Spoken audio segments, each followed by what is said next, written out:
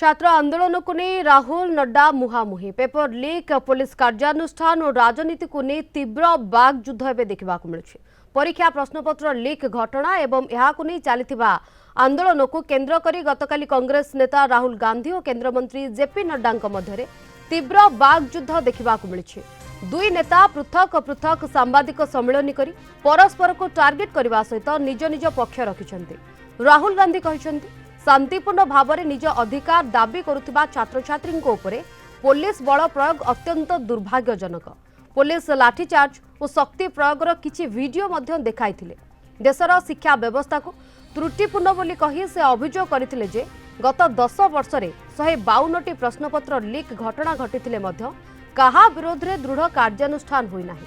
राहुल शिक्षार्थींकर 3टी दाबी को समर्थन करी केंद्र शिक्षा मंत्री इस्तीफा आंदोलनकारी बल प्रयोग करथिबा पुलिस विरोध में कार्यानुष्ठान एवं प्रधानमंत्री क्षमा प्रार्थना दाबी करिसेंते। से कहिसेंते छात्र छात्री लड़ई रे से सदा सेमानंक सह रहिबे। अन्यपटे केंद्रमंत्री जेपी नड्डा राहुल गांधी अभियोग को खंडन करिसेंते। से कहिसेंते प्रश्नपत्र लीक एक गुरुतर जातीय समस्या होइथिले मध्य राहुल केवल बीजेपी शासित राज्यगुड़ी को टार्गेट करुछंती। कांग्रेस और इंडिया मेंट सरकार थिबा राज्यगुड़िकरे मध्य एभली घटना घटिथिबा सत्वे से चुप रहिछंती बोली अभियोग करिसेंते। नड्डा कहिसेंते सरकार ए प्रसंग में संसद में विस्तृत आलोचना पई प्रस्तुत अछंती। छात्र छात्री भविष्यत कौनसी गोटे दलर नुहे बरं समग्र देशर दायित्व। तेणु राजनीति नकरी समस्त दल मिसे स्थायी समाधान बाहर करने आवश्यकता रही।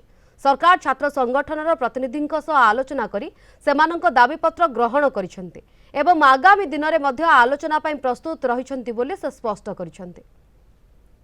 The thing that is very clear to everybody is that our education system, which was known to be one of the best education systems in the world, is today a rigged system. I don't say this lightly. Thousands of students who are running around outside are not saying this lightly. What is the proof? It's a superficial proof because we don't actually know the exact number. But what we do know is that 152 paper leaks have taken place over the last decade. If you do the math, one a month approximately. Every month,